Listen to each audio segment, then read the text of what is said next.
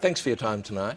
It's a great pleasure to be with you, Brian. Good Now, evening. you're the head of a major news organisation, aren't you? Well, I run, Brian, one of the divisions of, yes, by all means, a major media organisation. Yeah, but you're in the news business is what I'm saying. Well, technically, yes, Brian, there's a bit of redefinition about what news actually is. Yeah, there does seem to be a lot of change in this area, doesn't there? In this space, Brian, is the way we express that. We say changes in this space. What space? The space where news used to be, Brian. So what do you run in the news area where the news what we're used to doing, be? Brian, is we now run an ongoing and permanent, continuous serial drama. A soap?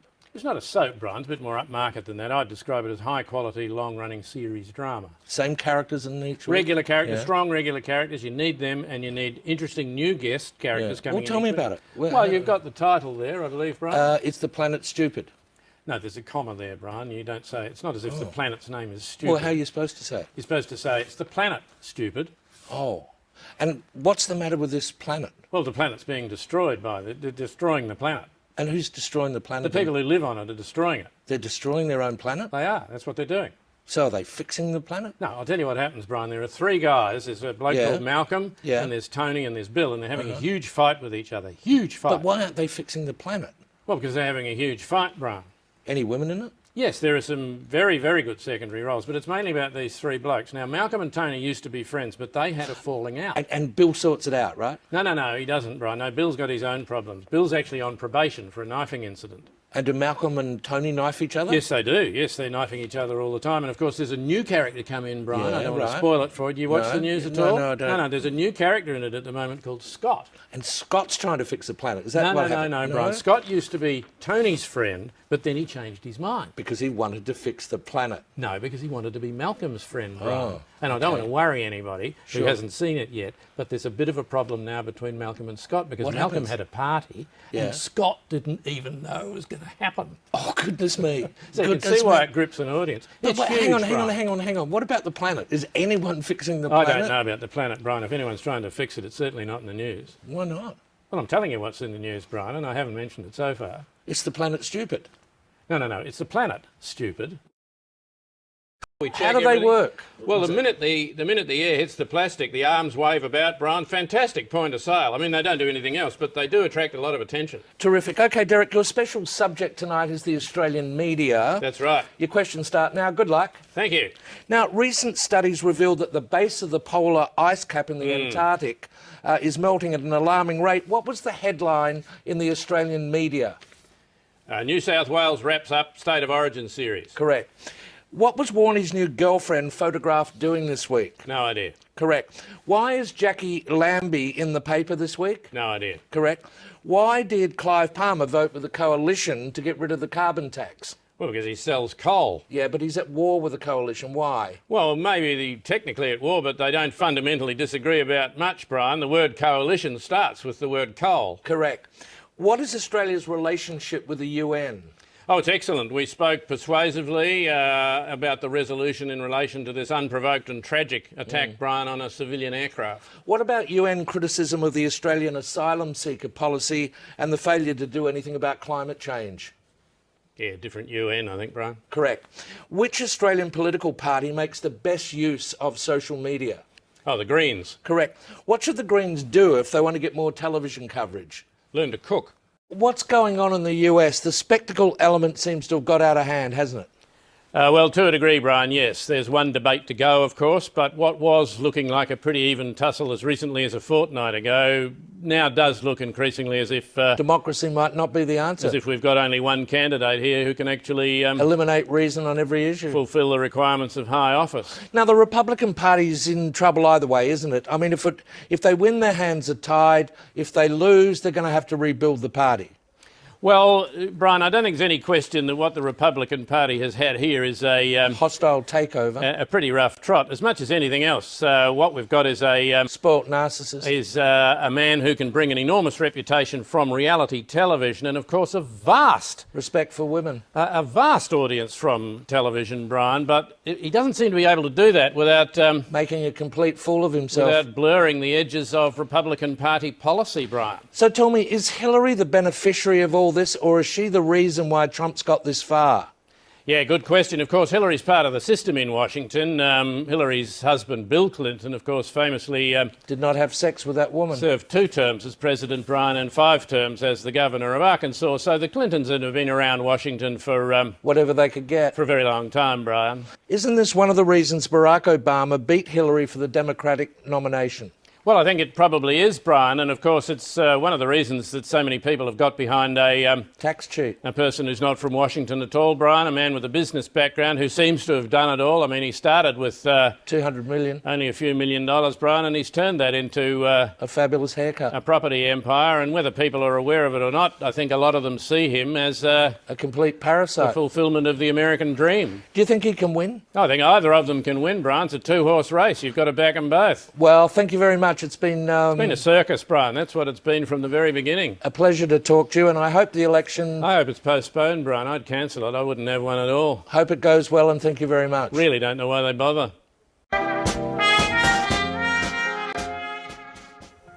Thanks for your time. Very good to be with you, Brian. Good evening. Now, you run a media organisation. Well, just to be clear about this, Brian, I'm the news director of, yes, by all means, a very major media organisation, but I'm the news director. So what are you going to do for news now the US election is over?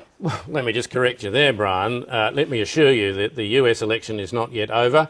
There are many, many things we don't yet know. There are many figures to come in yet. There's a great deal of news coverage yet. Yeah, but the election itself is over. Well, yes, Brian, but there are complexities. We need to unpack those. For example, we don't know which way the Kardashians voted. Have you called the Kardashians? No, Brian. They've called us. We just haven't had the space to run the story. But that and other important secondary issues, Brian, they need to be covered over time. Hang on, let me rephrase the question.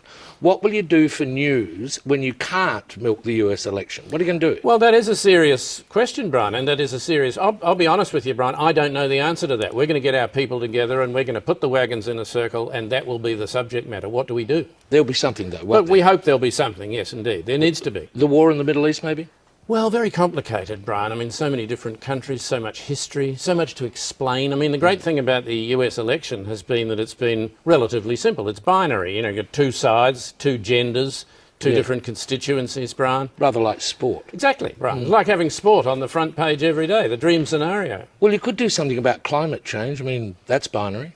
Binary in the sense that we could destroy the planet or save it. Yes. Yeah, but it's going to take a while to do either of them, Brian. I mean, news needs to be now. It needs to be fresh. It needs to be... Breaking news. Breaking news. That's my job, Brian. Breaking Hang on news. a second. What is news these days? It's tweets with footage. No, Brian. News is not tweets with footage. That's entirely simplistic. News is our way of getting out to people information about the issues that concern them, important issues. So how do you know what issues are important to people? We get it off Twitter, Brian. Twitter will tell you what the issues are. Then we write the stories. But do you do analysis? Yeah, we've got a whole room full of people doing analysis around the clock, Brian. And what are they They're analysing analyse? Twitter, Brian. That's their job. That's how we know what news stories to put in the news, Brian, to get the most clicks. Yes, but Twitter's not going to give you the most informed view, is Well- it? I mean, have a look at Brexit, have a look at the recent Well, US interesting election. you make that point, Brian. That's very big on Twitter, that view. That's gone out the wazoo. We're doing a story on that. Are you doing that now? No, we'll get another couple of weeks out of the US election, Brian, the figures and why we got it all wrong and stuff, and then we'll do stuff like that.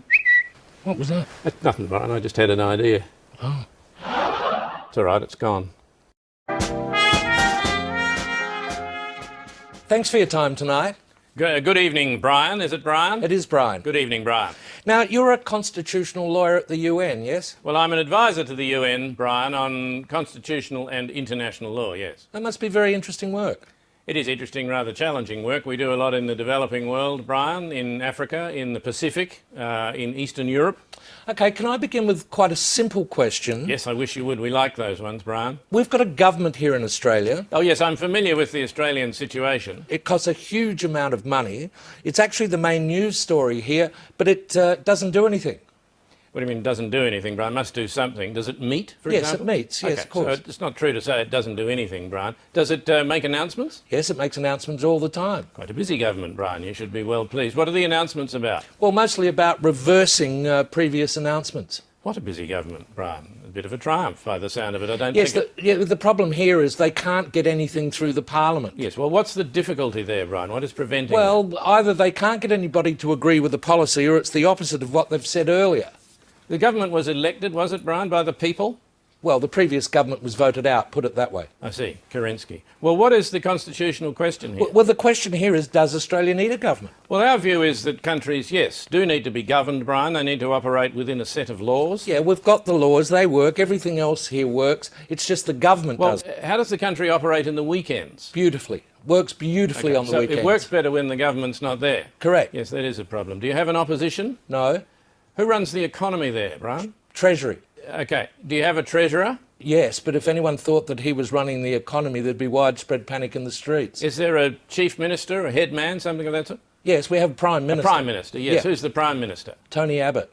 Oh, yes, yes. Ran the G20. Yes. Yes, yes. Gave the world leaders a lecture about why he's not going to do anything about global warming. That's our man. He was elected, was he? Yes. Good heavens. Well, there's not a lot of opposition. Is there some opposition within the government? Well, yeah, but they don't want to move on him yet. Oh, so this Abbott is a kind of placeholder? Yes. Oh, OK. I don't know that this is actually a constitutional issue, Brian. I mean, I'd like to help you. I don't think we can. I mean, my heart goes out to you. I can see the situation. I'm sorry. Well, thanks very much for your time anyway. Can I order some flowers, please? Well, what have you got? A wreath, yeah, that'd do. Going to Australia? To Canberra.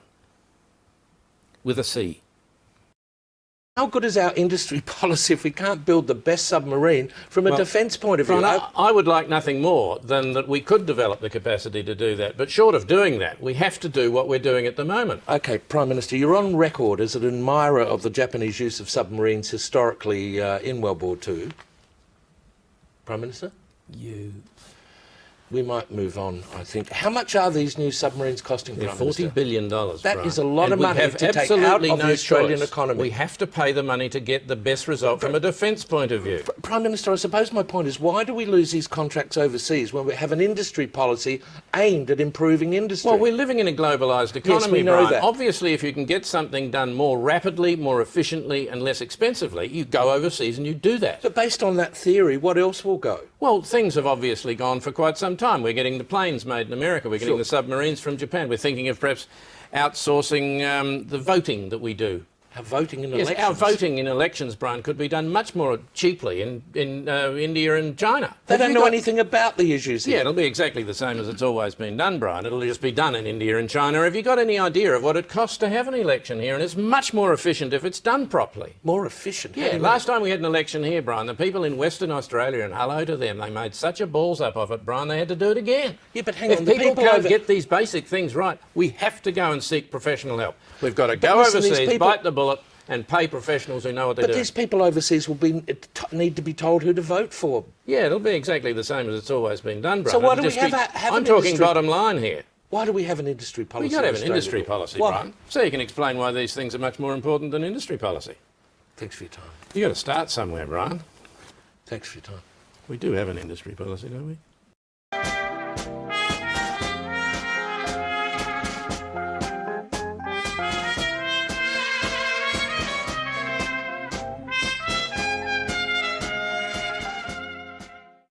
Sit up straight, Abbott, and don't wipe your nose in front of me and do that button up. Now, you do know why you're here, don't you? I don't know why I'm here now. I'm supposed to be going for a bike ride. Go for a bike ride later. I'm going to go for a run later. Go for a run after your bike ride. I can't.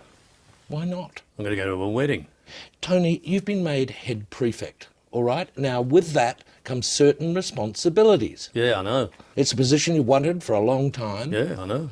Now, you promised certain things if you were given the position of head prefect. Well, I'll do those things. I just haven't had time yet. I mean, I haven't had time to do them. Well, how are you going with those projects?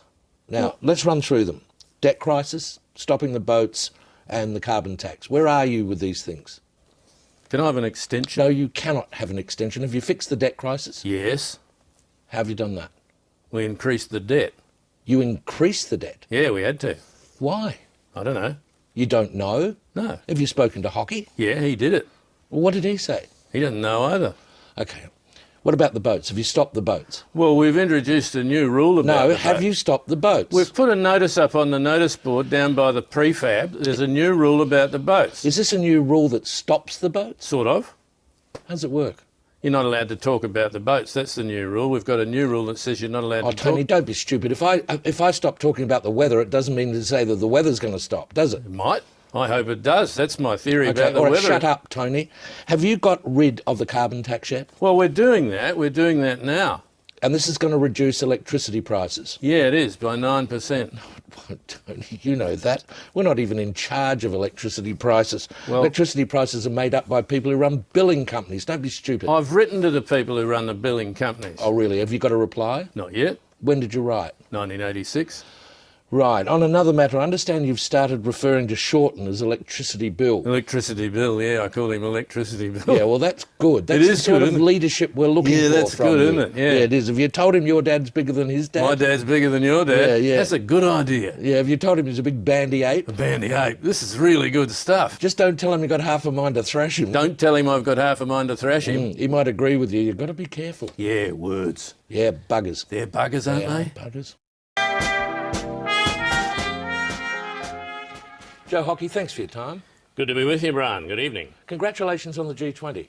Thank you. It was a triumph, wasn't it? Went very well. What do you think came out of the G20? Growth, Brian. Growth was the key message that went in and came out of the G20. Yeah, but there were other messages, weren't there? There were, but growth was the main one. It was an economic forum, Brian. Growth was the message. Yeah, but you didn't expect other countries to sort of decrease the size of their No, economies, Brian. did The you? point I'm making is that there were a number of distractions, and it was good that growth cut through. Distractions from what? From growth, Brian. Everything flows Everything from growth. flows from growth. What we need to do is create jobs. You can't do that without growth. Because if your business is growing, you're obviously making a lot more money, Yeah, aren't that's you? right. And Yeah. you're going to use that money, Brian, to employ other people, to create jobs. Would you? Oh, yeah. This is what business does all the time. I speak to business people all the time as I go around the country, Brian. They're borderline obsessed with creating jobs for other people. But hang on, isn't labour a cost? It is, Brian, and you can afford to pay it if you've got growth. This Yeah, is the you point wouldn't just pay yourself another $1 million a week, would you, and be that... take the money yourself. Yeah. That's only ever happened in the past, Brian. But there were leaders at the G20 who spoke about other matters other than economics. There were, and didn't we they? can address those matters once we get growth. Like Ebola, disease control, Yeah, good, important messages, Brian, and we'll deal with those when we get growth. climate Yeah, change. we'll fix that once we get growth. But isn't climate change caused by growth? I don't know what climate change is, Brian, but I'm pretty sure it's not caused by growth. But growth's going to fix it. Growth will give us the money to address these very, very important other crap you're talking about. Okay, Joe Hockey, can you explain the trade deal with China for Yeah, us? excellent deal. It's taken about a decade to get together, Brian, so a tribute should be accorded to the previous two And we governments. hear a lot about the emerging middle class in China, don't Yeah, we do. The Chinese economy is changing fundamentally, and Australia stands to do very well out of this. What does it allow us to do? Well, we're going to sell milk, for example, to China. Can't we do that now? More milk, Brian. We're going to sell a bewildering amount of milk to China. Will we do that? Yep, we'll sell gargantuan amounts of milk, Brian. This is what the trade deal enables. Okay, well, let's take milk as an example. How will it happen? Well, and a huge amount of milk will be imported to China. Sure, I understand that. But how will it happen? How's it going to happen? Well, the Chinese will come down here and milk their cows Where will they do that? on their farms, Brian. I see. Well, it sounds like a great deal. It's a cracker of a deal, Brian. You won't have to lift a finger. Just stay where you are. No one will get hurt. Joe Hockey, thanks. It's a beauty. Yeah, Joe, you're going to have a break over Christmas? I'll have a couple of days off, yes. Brian, Yeah, terrific. Have you written to Santa yet? Yes, Matthias and I have repeatedly written to Santa. And what did you ask for? Growth, Brian. We want growth. Right. Cigars last year, they were nice, but got us into a spot of bother. But growth this year. Thanks for your time tonight. Good evening. It's very good to be with you.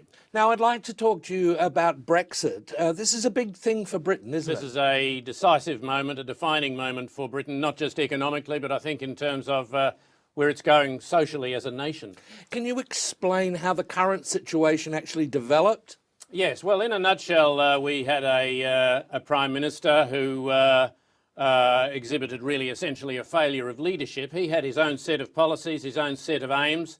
Not everybody, even in his own party, agreed with those aims. Hang on. This is in Britain. This is in Britain, yes.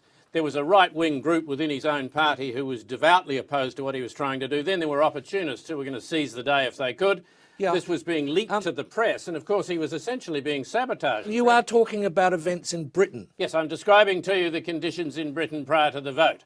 The Prime Minister was also a particular kind of Prime Minister. He came from a relatively privileged, wealthy background. His name was mentioned, albeit peripherally, in the Panama Papers. Hang on, with all due respect, I'm not asking about Australian politics. No. I want to know what's just happened in Britain. That's what I'm attempting to describe to you. This was a colossal miscalculation to go to a vote.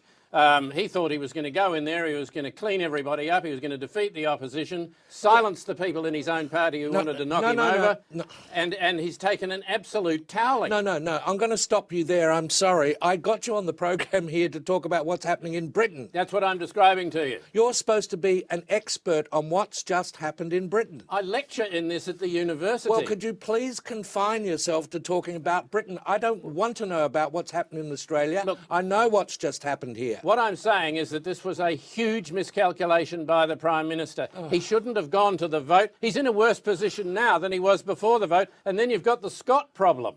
The Scott problem? The Scott problem, which is enormous. The Scott problem in Britain? The Scott problem has been festering for at least 3 years. Oh, this is hopeless. This is hopeless, really. Tell me, how's the weather over there? The weather, it's a bit cold and a bit wet. It was raining earlier. I don't want to know what's happening here. I want to know about Britain. I'm telling you what's happening outside. All right, well, what is the future of the British economy then? Well, I think it's very problematic. The national debt is colossal and growing. The gap between rich and poor is widening every day. This, of course, is why having a Prime Minister who's out of touch with the ordinary people has got us in the position we're in. I give up. I was talking about Britain. I'm describing Britain to you, young man. Thanks for your time tonight. Very good to be with you, and good evening. I wonder if you could give us an assessment of Margaret Thatcher's legacy. Yes, what a remarkable legacy this will be. It's unimaginable that Britain would be where it is today without Margaret Thatcher. How did she achieve that?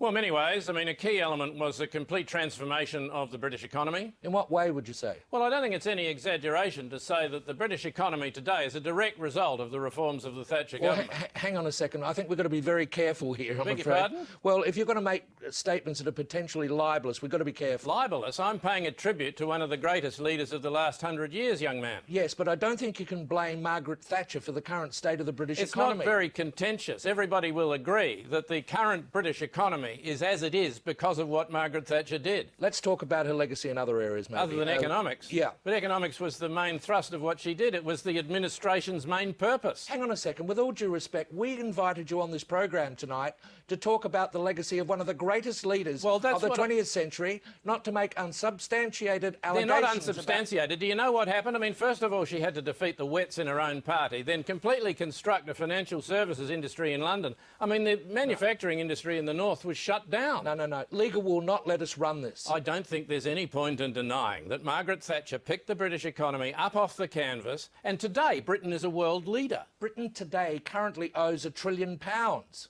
Technically. Because the boys in London lost it all gambling. Well, that's not the only legacy either, of course. Then you've got Tony Blair is a Thatcher Prime Minister. Oh, he's her fault as well. Listen, we invited you in here to give a tribute to Mrs Thatcher. Margaret Thatcher herself described her legacy as being Tony Blair. She wasn't very well at the time. Let's talk about the end of the Cold War, shall we? She did that. Was there anyone else involved? Oh, yeah, you can't do a thing like that on your own. There was an American actor involved. Ronald Reagan. That's his name, yes. They ended the Cold War. They did. Any Russians involved? Probably, but you're asking about the legacy of Margaret Thatcher. Yeah, well, thank you very much for your time Then tonight. there was the Falklands War. Yeah, do we know the long-term consequences of that? Yeah, she won a landslide after that. The Labor Party got completely hosed out. Hang on, I think we might go back to the economy. OK, very happy to talk about her economic legacy. Britain today, world leader. Yeah. Well, I'll have to get a lawyer in here. Are you going to talk about Mark Thatcher, by the way? Mark Thatcher? No, not if I can help it. Oh, well, at least you have some decency. No, you've got to have some standards. Thanks for your time. Very good to be talking to you, Brian. Good evening. Tell us what's happening over there. This has been a terrible week. Shocking week here, Brian. Absolutely shocking. There are two big stories. We can do them in either order. You choose. Two stories? Two stories, yes. We're all going to be murdered in our beds and we're all going to be ruined. Which one do you want first? Well, let's leave the collapse of the global market for a minute. Okay. Why is that happening, incidentally? Why? Yeah, why are the markets so unstable? Over-regulation, I would imagine, Brian, over time, going back. I've got some notes here. Yes, there's some concern about European sovereign debt, and there are worries in the US about the possibility of QE3. What's QE3? It's a ship. That's QE2, isn't it? It was. Maybe this is a new one, Brian. They must be launching a new one. This is for Canard. I imagine it's not easy, Brian. I mean, it's a very big thing to do. It's a hell of a thing. Really? Is anyone famous on it? Oh, undoubtedly. They'll have the usual big ones, Brian. Steve Williams, someone from Harry Potter. Lord Lucan? If available. There's been a rally, hasn't there? Been rallies in both these stories, Brian. Rallies are a feature. Yeah, well, let's go to the London riots for a second. What's the actual cause of this? You want to talk about the London riots? Yeah, why have they happened? Hang on, you want to talk about the London riots, Brian, or do you want to talk about why there are riots? Well, both. Well, nobody knows why they're happening. What, no one knows what's caused them? No one's got any idea of why these are happening. Not a social divide? A social divide? Yeah. In England? Brian, the Prime Minister's flown back from Tuscany to point out that's not right, and he spoke very well, I thought. All right, tell me about the actual riots. Well, they're terrible. I mean, they're not just in London, they're happening in a lot of the big cities. Mobs of people marauding groups of youths very often, Brian, causing damage, looting. I mean, the streets aren't safe. Yeah, the wallopers must have their hands full. The plot are peddling like ducks, I'll be frank with you, Brian. Yeah, the Prime Minister must be very worried. Well, he's come back from Tuscany, Brian, and I think that speaks the seriousness. And how concerned he actually is. No question about that, Brian. Sure. Yeah. Can I just correct something I said earlier? Yep. I said earlier that QE3 was a ship. Oh, yeah? It isn't. What is it? QE3, I've just looked it up, Brian, is a large injection of money into an economy when monetary policy doesn't seem to have worked. Well, how much money are we talking here? Shirtloads, it says here. How much? God, these screens are little. I can hardly read that. How much? Absolute shirtloads, it says here. Doesn't make sense. Shirtload upon shirtload, maybe. Thanks for joining us. Is it safe out there? No, then I'll just stay talking to Brian for a week or so then. No, he'll have plenty of questions. He's an Australian. So how are things there? Well, very excited. We're all very excited here. It's a very exciting time. Probably what Britain really needs right now, yes, isn't things have been a bit gloomy here recently. This could just lift the whole country. So tell us about the latest. Well, yes, we're getting updates all the time. Let me see what's happening now. Take us through it. Yes. How's it going to play out? When's it going to happen? Well, obviously details and dates are not quite settled yet. Of course. But it looks very much as if Ireland is going to have a big bailout, possibly of EU money plus a sequence of loans based on IMF. No. Excuse me. No, hang on. No. I was talking about Prince William and Kate Middleton. Oh, OK. You want to do the other story first? Well, this is the story we want. We can do that. No, that's a big story too. That's in the papers here. Yeah, no, we can do that. It's been a tonic, really, hasn't it? Or could be. And this is surely what Britain really needs right now. What, a wedding? Yes. Yeah, Britain owes £1 trillion. Are you aware of that? A wedding will be just the ticket, won't it? But, I mean, it's a royal wedding, and they're saying this could be the greatest television event in history. Well, I wouldn't be surprised. Look at the fuss about the announcement. Yes, what does it say there? Well, here are the details. Are you ready? Yep. 2 people have got engaged. Have the media gone mad? Absolutely nuts. So, tell us about the happy couple. What do we know? Well, one of each. You know, one of them's a man, one of them's a woman.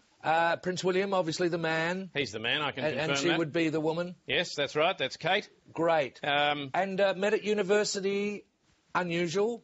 Yeah? Well, moderately unusual, Brian, to the point of being a bit usual. To meet at university, yes, that's where they met some time ago. And they'd have pet names for each other, wouldn't they? Oh, yeah, Flopsy, Bunny and Big Boy or something. That'll all be in here somewhere. Now, what about their social background? Yeah. Do you think the differences are going to be a problem? I have seen comment about this because, of course, their social backgrounds are so very different. I mean, one of them obviously comes from a broken home. There's always a bit of wear and tear there, isn't there, Brian? No, I meant Kate. Kate? No, she comes from a rock-solid family. I think she'll probably stiffen up the bloodlines, and I think she could be a stabilising influence. Now, are you a royal watcher yourself? Well, we all royal watchers here, Brian. There's nothing else to do. Thanks for your time. There's a ring. Would you like to see a picture of the ring? No, we've seen the ring, thanks, yeah. I mentioned there were 2 of them, didn't I? Yes, you did, the man and the woman, She's very interested in tennis. Is that right, tennis? Very, very interested in tennis, apparently. Used to play tennis, I believe. Is that right? Yeah. And is it raining over there at the moment? It was earlier, yeah. They say we'll have a wet weekend. I might take the dog for a run. Terrific. Towser! Yeah, boy. Good evening over there. Good evening, Brian. How are you? Good. How are things going in London? Oh, very exciting, Brian, as you can imagine. The excitement must be building. Oh, it is. I mean, I didn't think I'd say this, but it is absolutely exciting to be in London today, Brian. It must be very exciting to be there. It's hugely exciting. There's a real sense, a palpable sense of excitement. I saw some people as I came into this building a few minutes ago, Brian. They're down from Norfolk. Yep. And how were they? Excited. Were they? Yeah, terribly. I've never seen such excited people in my life, Brian. Fantastic. So, sum it up for us. In a word? Yeah.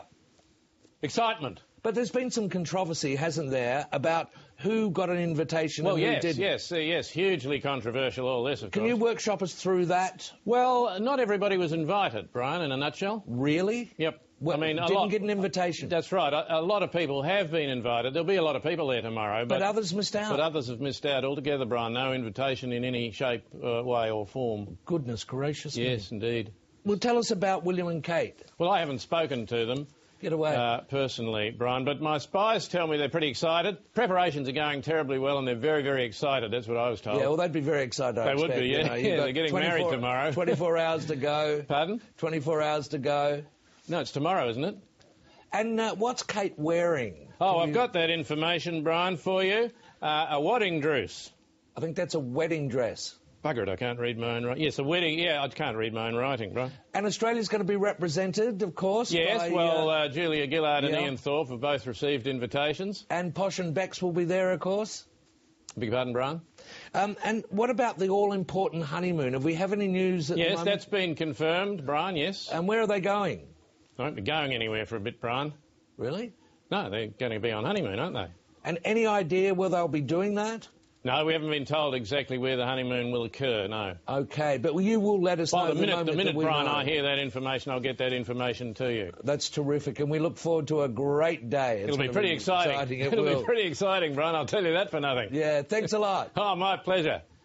Who are Posh and Bex, or did he just sneeze? Now, your name is Snowgood, yeah?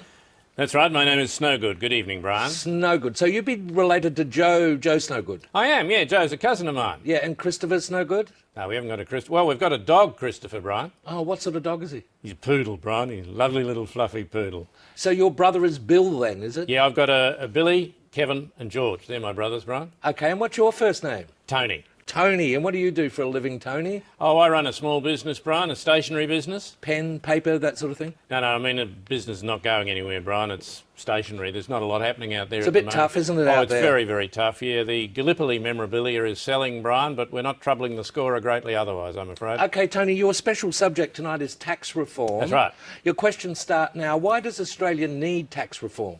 Well, because the tax take is down, Brian, and the government needs money. It's got big expenses coming up in this country. We've got to pay for all of the pension arrangements for the entire baby boomer generation, for example. Correct. Why is the tax take down?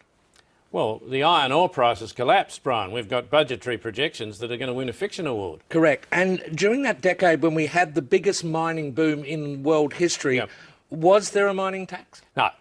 No, that might have been a good idea in retrospect, Brian, but no, we didn't do that. Correct. Why not?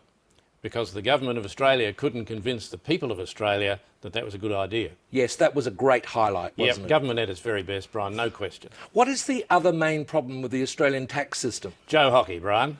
Sorry, Tony, I misread that question. What is the structural problem with the Australian taxation system? The structural problem, Brian, is that the main sources of income are personal income tax and company tax. Correct. And what's the problem with that? Well, indirect taxation is a lot more equitable. Correct. Why? Because people pay indirect taxation, Brian, at the same rate, regardless of their income. Correct. And so it's particularly equitable for whom? For the very, very wealthy, Brian. Correct. Why is that? Well, because their consumption expenditure is a much smaller part of their income. Correct. So how do you make it actually equitable? Well, this is why you've got to get the trade-off right, Brian. You've got to get arrangements whereby everybody's happy with how that money's being spent. Correct. Is that possible? No, not so far as we know, unfortunately, Brian. Correct. How do we get around that then? Well, you give the money to the states, Brian, and stand well back. Well done, Tony. That's terrific. And you go through to the next round, and you've also won permission to declare your income in an offshore tax haven. Declare my income in an offshore tax haven? Fabulous prize. Really? Can that be right? I didn't say it was right. I was telling you what the prize was. Oh, yeah. Sorry. Yeah, it's Australia.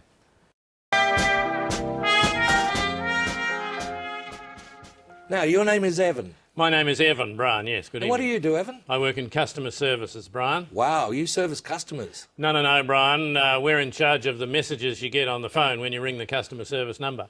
But don't you speak to customer service representatives? No, they're all busy on other calls, Brian. You go through to a message bank and you listen to a message. Yeah, and there's one about pressing 2 if you want to hear the privacy policy. You want to hear the privacy? Yeah, that's good, that one. Do you do the one about the fact that the call might be recorded for training purposes? Yeah, we do. That's a very popular one, yes. And are the calls actually used for training purposes? I don't know if they're even being recorded, Brian. Are you recording them? No. No, we're not. I don't know what training purposes might be anyway. Yeah, no, that's a very good point. Yeah. What's your surname, Evan? Elpis, Brian. Evan Elpis. That's correct. OK, your special subject tonight is taxation. That's your right. question starts now. What is a GST?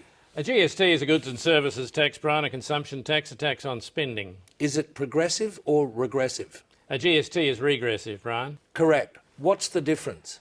Well, a progressive tax increases as the income of the taxpayer increases, Brian, and a regressive tax increases as the income of the taxpayer decreases. What is a mining tax? Mining tax looks a little bit like a horse, Brian, but it has a horn in the middle of its forehead, and I think it's got little wings. I think it can fly. No, that's a unicorn, Evan. Oh. A mining tax is a tax on super profits made by mining companies during a one-off mining boom. How would you possibly sell that to the Australian public, Well, Brian? the money would be used for infrastructure, schools, railways, hospitals, that sort of I thing. can't see the Australian public buying that in a fit, Brian. Next question, Evan. If you wanted to increase tax revenues, how would you do it? Probably through indirect rather than direct taxation, Brian. An example? Well, the GST is an indirect tax. You could put that up, Brian. What if you said you weren't going to do that? Well, you could get the states to put it up, Brian. But wouldn't they want to concentrate on the programs that most benefited their states? Yes, they would, Brian, and that might be one of the reasons they'd do it. So how do you pay for national programs? Well, you'd only be asking the states to take the money that would be invested in the programs they wanted to pay for. And what's the name of that sort of taxation when you raise tax for things like that? Crowdfunding, I think, Brian. No, it's called taxation reform. But no, it's just a way of shifting the blame, Brian, from the federal government to the state government for an increase in the GST. Evan, I didn't ask you what it was. I asked you what it was called. Oh, that's true. Notwithstanding, you've had a very good round there. Good. You've won the seat of McKellar. Bronwyn Bishop's seat. Yeah. Surely there'll be a vote for that, won't there? There is, yes, but you've won it. What a cracker. Very good to be with you, Brian, and good evening. Now, you're a market economist. Yes, well, most economists are market economists, Brian, to a degree these days, yes. How do you think things are going at the moment? Well, there's a great deal of international concern. I mean, we're taking a toweling, but things will sort themselves out, Brian. This is what a market does. Well, can you explain to me how it all works? How the economy works? Well, yeah, what's the problem at the moment, for instance? Well, what we've got at the moment is an international credit crisis. Yes, how does that happen? Well, I'm a bank, Brian, and I borrow money and I lend it out, and I charge more to the people I'm lending it to than I pay to the people from whom I'm borrowing it. Well, who do you borrow money from? Well, from, depositors, Brian. Have you got a dollar? Well, I borrow your dollar and I give you, there's your bank balance. $1. $1. Right, okay, and you pay interest to me on that? I do, but I also charge you fees. Well, why do you charge me fees? Because, Brian, I'm looking after your money. Your money is secure with me. I'm a bank. I mean, this is a very important amount of money. This is probably your nest egg. It's safe with us. And how much interest do you pay me? Approximately the same as I'm charging you in fees. Oh, good deal for me. Well, your money's secure with us, Brian, and I then lend that money to businesses, and those businesses generate income. This is how we build an economy. Yeah. And they put that income into the bank. They do, of course, Brian, and that builds the savings pool, and we can invest more money. Well, who do you lend that to? Well, to people who need credit, Brian. You see, money creates more money, so if we can create money that creates more money, we're broadening the economy, we're expanding it all the time. Yes. But shouldn't people just buy that they can afford? You don't need to afford the things you're buying, Brian. You need to afford the interest on the money you need to borrow in order to buy them. And you're charging higher rates for all this? We do hop into them a wee bit on the credit rate, Brian. We stick the hydraulics under that because it's a slightly higher risk strategy. Do people need to be buying these things that they can't afford? Obviously they think so, Brian. I mean, these things are advertised to people as very necessary, very important and deeply, deeply attractive. Well, who's advertising things that people don't need? The companies we're lending the money to. So, OK, then you bought into the US subprime housing market. Well, Brian, so concerned are we to build a better Australia. You helped build a worse America. Yeah, well, that was an accident, Brian. What we were doing was investing in the international investment market. And that's been a disaster. It, frankly, famously, hasn't been a huge success hitherto. Well, so what are you going to do? Well, now you give me $700 billion immediately. Why? Well, because we need it, Brian. I mean, the system needs money. Imagine the economy as a body. It needs blood pumping around it, Brian. And you haven't got any? We haven't got any money, no. Well, why not? Well, we lost ours. I've just been explaining that. Well, you're not having mine. Mum! Brian won't let me play with his stuff. It's the only money I've got. You're in for it. An economist working in the banking sector, yeah? I am. Should I get a lawyer? I think I'm entitled to legal representation if we're going to discuss my work. No, this is just a few simple questions. Simple questions? Yeah. How simple? Well, they're theoretical. Theoretical. I can deal, OK, we can deal with that. I mean, don't hold me to the answers, but... Why not? Well, because I'm an economist and I can think of a different set of circumstances under which my responses might vary somewhat. And everything's connected to everything else, isn't it? In economics, I'm afraid that is the global fear right at the moment, yes. Now, right, there's a lot of uncertainty in world economics, isn't there? There is a great deal of uncertainty and a lack of confidence. Yeah, Yes. and there's a lot of talk of quantitative easing. Quantitative That's a term easing, we yes. hear all the time. That's a term you hear a lot at the moment, yes. Yeah, what exactly is quantitative easing? Well, I can answer this because actually we're advising a couple of governments about this right at the moment. And what are you saying to them? Well, perhaps I should just take you through what we're telling them to do. Yeah, sure. I mean, I great. won't go into a lot of detail. No, That'll that's be good. indiscreet, but this will give you an idea of how quantitative Off you easing go. works. Yep. Take printer out of box and place on table with the out tray facing the window. The out tray facing the window. That's right. Load paper into the paper receptacle and place currency on glass tray F. Right, Check alignment by printing out a test page. right. Go into copy settings and select double-sided and the number of copies you require. How many would you suggest? In the case of one of our clients, it's 80 billion, 120 billion in the case of another client, and one client wants 1 trillion of these things. Can you get printers to do that? No, you can't. You're going to need a bank of them. I mean, it's a You need some multi-printer big job. ones, wouldn't Yeah, you? big industrial strength. Yeah. Yeah. Big like a Bofors gun, all facing Yeah. the window. Yeah. Yeah. Yeah. Once you've ascertained that you have the alignment correct, Yeah. you alert the banking sector, open the window and press copy. And stand well back.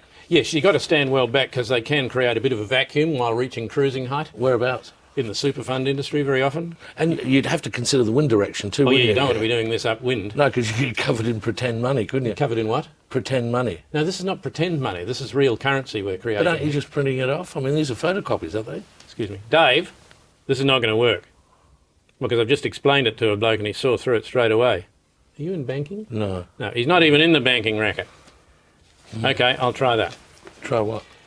Have you ever heard of Rumpelstiltskin? No? Good. Now we're getting somewhere. Pull up a chair. I'll tell you a tale.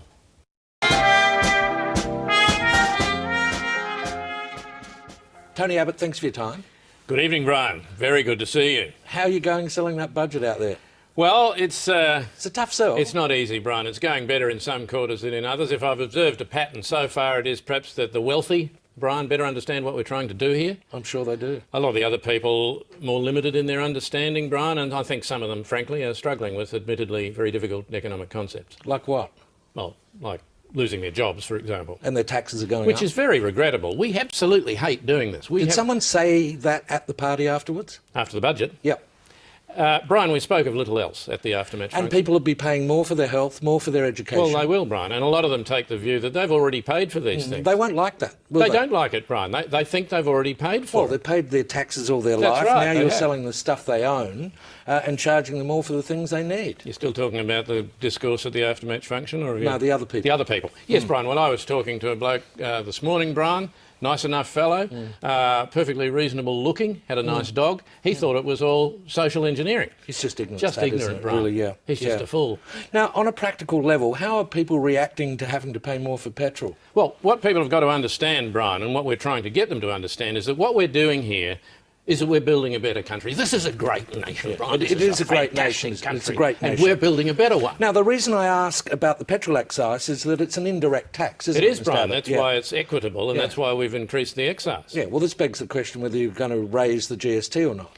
Well, Brian, that is a question that we would be looking at separately. So you've got no intention of doing that? Of doing that, Brian? We're going to do it separately, Brian. What I'm saying is we're Well, looking at why that. wouldn't you do it? Well, we are going to be doing it, Brian. Well, why not? Why won't you be looking at it? I mean, it's the biggest source of indirect tax. It is. It's the biggest source of indirect taxation that a government can have. Of course we're looking at it. If you starve the states of funding, they'll come and petition you to raise it, and you can give them some more money. Brian, let me be very clear about this. Raising the GST is not the plan. I thought so. So when will you be doing that? We're not going to be doing it, Brian. We are not going to be doing it. Oh, really? That soon? Brian, we're not going to be doing it. This is not what we're going to do. Is that a promise? Yes, Brian, it's a promise. Well, thank you very much for your time tonight. Can you get me a cab, please? Yeah, I know I said I had a car, but I don't. Well, they're both true. This budget of yours has been promoted like the nightmare on Elm Street. Well, it has. Your industries are closing, young people are not going to have any work, and old people are going to be working in salt mines. Brian, a lot of these things are not going to happen. But then you announce you're spending $12 billion on some F-35s. Is that a cost-cutting Tony Abbott, Brian, issue, has is it? said publicly that this will bring significant economic benefits to this country. Yes, but what economic benefits?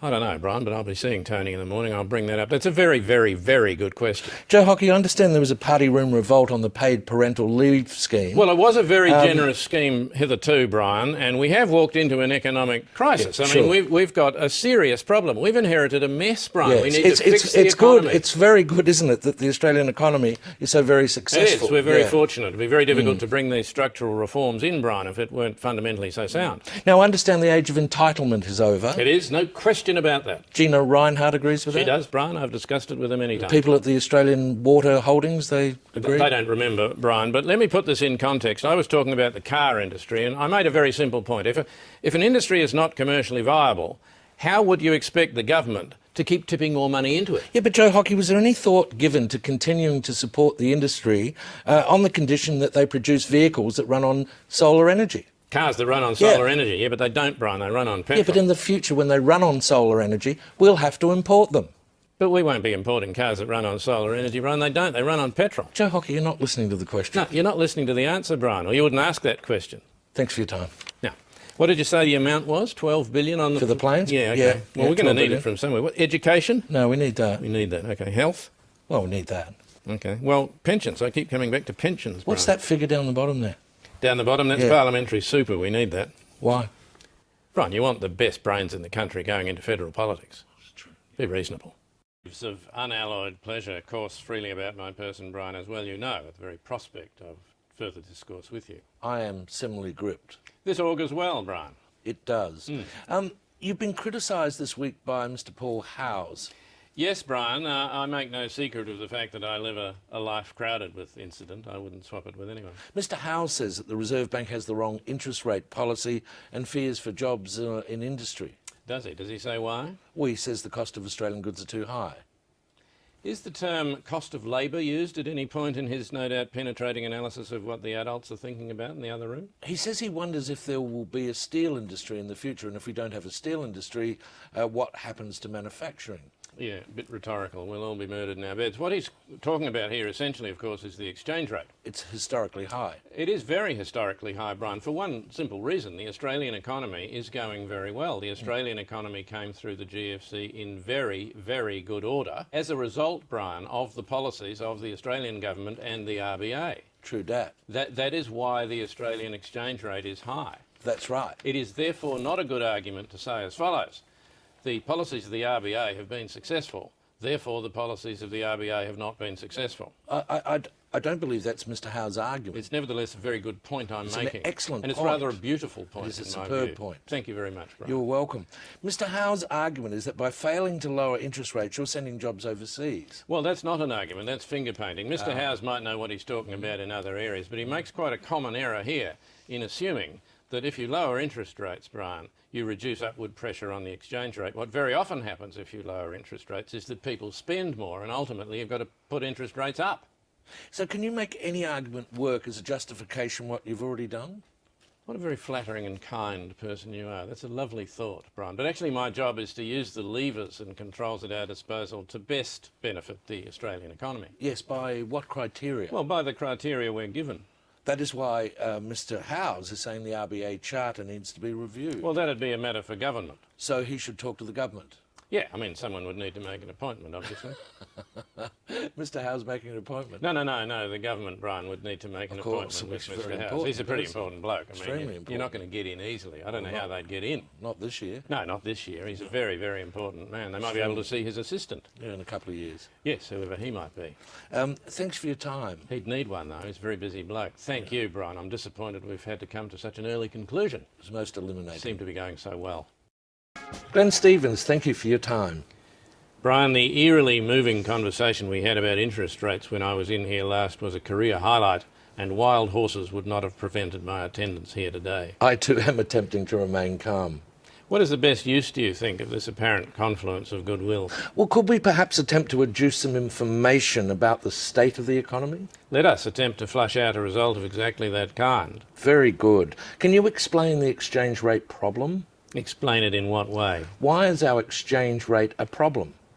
The exchange rate, Brian, is a factor rather than a problem. If you're determined to use the word problem, I suggest you use it to describe the early childhood development or trackside gossip that luxuriates in this country under the name of expert economic advice. I'll come to that in a minute. Oh, joy. What are the factors then which determine the exchange rate?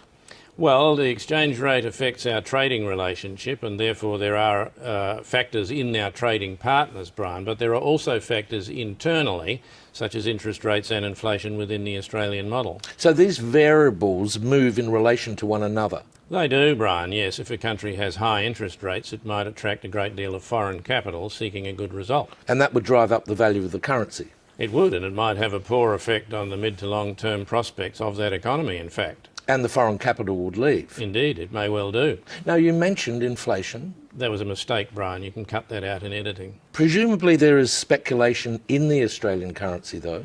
Well, there are capital movements all the time, Brian, and a lot of those capital movements are based, among other factors, on the prospect of a rate return, yes. Now, there's been some discussion about the tax paid in Australia by some of the world's biggest corporations. I did read that discussions of that kind had occurred, yes. Now, would those corporations be moving large amounts of capital around the world all the time? Brian, you would need to ask those corporations concerned. Well, it's been suggested by the Tax Commissioner that they might not be completely consistent in the responses they provide. The Tax Commissioner, Brian, does not need me commenting on his characteristic wisdom in these matters. Do you think the Australian dollar will continue to fall? I've said repeatedly, Brian, that I think there is yet room for it to fall further, yes. So it'll be going downward? I believe the travel arrangements are in place, Brian, for a movement of that kind. Glenn Stevens, thank you for a fascinating discussion. I'm disappointed it had to finish at all, Brian, much less now. Now, your name is Rowan. Rowan is my name, yes, Brian. Good evening. And you're Scottish, Rowan. Scottish? No, Brian, I'm not Scottish. I'm from Albury. Yeah, McHine, though. Your surname, that's Scottish, isn't it? No, that's not my surname, Brian. I'm sorry, that's what it says here, Rowan. Well, you must be mispronouncing it, Brian. It's not McHine. Well, what's your surname? Machine?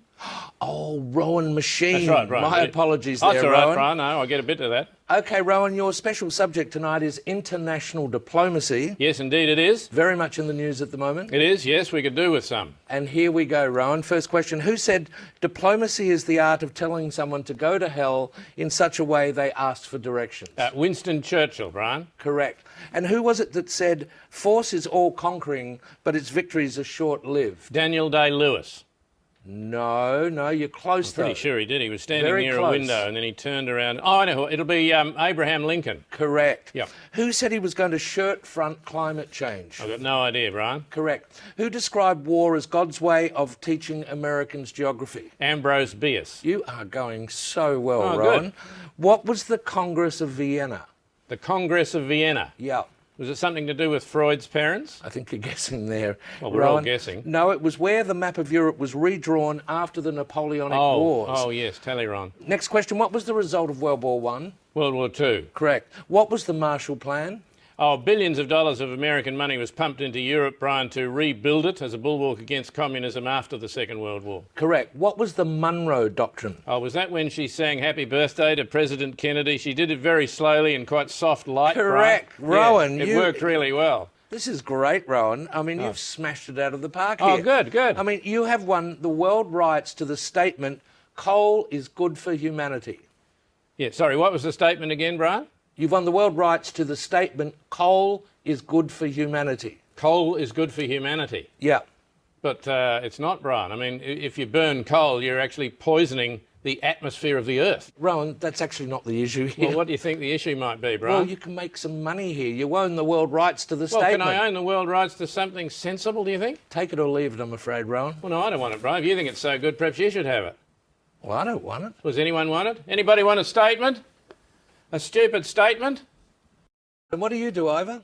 I'm a self-funded retiree. Whoopee. How's that going? How's it going? Yep. Well, you know, potato peel, Yeah? really useful. Yeah, they are useful, aren't they? Yeah, and just as good the second day. Correct. And what do you put on them, Ivor? What do you put on them? Yeah. Other potato peel. That's right. Couple of layers yeah. of potato peel, gives a bit of body. What's your surname, Ivor? Bad feeling. Ivor Bad Feeling. Yeah, so do I. OK, Ivor, your special subject tonight is the GFC, the global financial crisis. Is that what that stands for? What did you think it stood for? GFC, I've got no idea. It's not a stock my broker covers. No, it's global financial crisis. Okay, yeah. You sure you want this to be your special subject? Yeah, I know about the subject. I lived through it. Yeah, but if you don't know what it stands for, No, maybe I'll be you should right, pick honestly. another I've still got some fine. bandaging, All trust right. me. Okay, first question, best of luck. What caused the global financial crisis? Well, Ivor? it's essentially a credit crisis. Yes, but how did it happen? Well, banks and lending institutions lent money to people far in advance of the actual asset value of the things they were lending it on. Correct. And where was that money coming from? It was coming from banks and lending institutions. No, that's incorrect. The money actually didn't exist. So where did the people pay the money back to? Well, they didn't. They couldn't. They'd been lent more money than they could afford to repay. So what did the homeowners do? No, hang on, Ivor, I'm asking the questions if you don't mind. Here we go. Beg your pardon? What did the owners of the loans do when their money couldn't be repaid? They went broke. Correct. And what did the homeowners do when they couldn't pay their loans back? They went broke too. Correct. And what did the banks do? They paid themselves bonuses, very substantial bonuses. Correct. But what did they do when their depositors were going broke? Ah, yes, they got given $1 trillion by the government. Correct. Why? Because they're so important and such brilliant people, and you can't have an economy without the key decisions being made in the middle of it by bankers. Correct. And where did that money come from? That money came from me. Correct. And what's that called, It's Ivor? a bloody disgrace. No. That is called a bloody disgrace. Ivor, it's called free trade. But it isn't free trade. It's not free trade. If it were free trade, then there was a credit crisis, then asset values would drop, and I'd be able to buy the entire banking sector for crappens. Shut up, Ivor. Yeah, sorry, silly me. How do you do the potato peelings again? How do you do them? Yep. You saute them. In water, often. Terrific. It's very exciting. Hey. Roger. Good. And what do you do, Roger? I'm a financial consultant. Ah, financial consultant, eh? Roger, Yeah, yes. terrific. And Roger, how's business at the moment? Not bad, thank you. Been a bit quiet lately. How do you mean lately? Since the war, been a bit quiet. Fair enough. Okay, Roger, your special subject tonight is the economies of the European community. Your time starts now. Best of luck. Thank you. How much does Greece owe, Roger? $367 billion. Correct. And who do they owe it to? Mostly to the other European economies. Correct. How much does Ireland owe? $865 billion. Correct. And who do they owe it to? Other European economies, mostly. Correct. How much do Spain and Italy owe? $1 trillion each. Correct. Who to? Mainly France, Britain and Germany. Correct. And how are Germany, France and Britain going, Roger? Well, they're struggling a bit, aren't they? Correct. Why? Because they've lent all these vast amounts of money to other European economies that can't possibly pay them back. Correct. So what are they going to do? They're going to have to bail them out. Correct. Where are they getting the money to do that, Roger? That's a good question. I don't know the answer to that one. How much does Portugal owe? Hang on a minute. What was the answer to that earlier question? Just keep answering the questions, Roger. Where is Portugal going to get the money it owes to Germany if Germany can't get back the money that it lent to Italy? Just a minute. What was the answer to the previous question? The question was, how can broke economies lend money to other broke economies who haven't got any money because they can't pay back the money the broke economy lent to the other broke economy and shouldn't have lent it to them in the first place because the broke economy can't pay it back? You're wasting very valuable time, Roger. How much money does Spain owe to Italy? $41 billion, but where are they going to get it? Correct. What does Italy owe to Spain? $27 billion, but they haven't got it. They're broke. Correct. How can they pay each other if neither of them has any money? They're going to get a bailout, aren't they? Correct. And where's the money coming from for the bailout? That's what I'm asking you. Correct. Why are people selling the European currency and buying the US dollar? Because the US economy is so much stronger than the European economy. Correct. Why is that, Roger? Because it's owned by China. Correct. And very well done. And after that round, you've lost $1 million. I've lost $1 million. I thought you said well done. Yes, well done. You've only lost $1 million. That's an extraordinary performance, Roger. I've only lost $1 million. Very well done. And that's quite good, is it? Oh, it's excellent. Sell everything immediately. It's very good to be with you. My pleasure. Good evening. I understand you're an economist. I am an economist, yes indeed. Right. Do you understand the euro? No, I'm an economist. No, you want religious questions, Brian. You've got to go and get somebody appropriately qualified. I'm an economist. Can you explain to us then the Greek economy?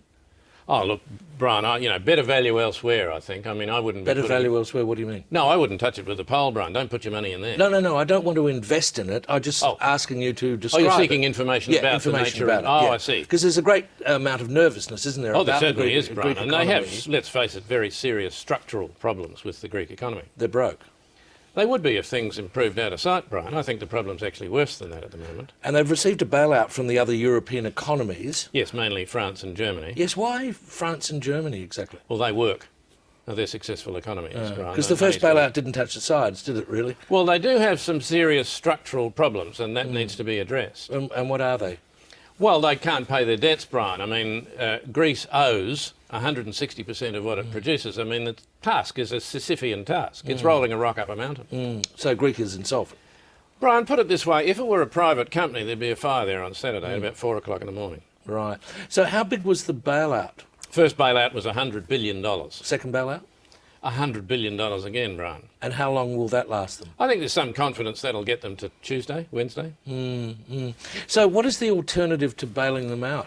Well, not bailing them out would probably force them out the bottom of the EU. And, of course, the strength of the EU is precisely the unity provided, the capacity those countries have to help one another. But don't they weaken themselves by doing that? They do. That's a very good point. And the novelty of giving Greece $100 billion every fortnight is going to wear off at some point. And the Greeks don't want austerity measures, obviously. They don't, no. And, of course, they would need to be complicit in a solution. They'd need to make it work. But why would anyone want to invest in an economy that can't pay its debts? Good question, but people have been doing it for 20 years. That's why the problem exists, Brian. And whatever else they sort out, that might have to apply to some of the other European economies. That's right. Sorry, Brian. Just getting a text. Sorry. What's that?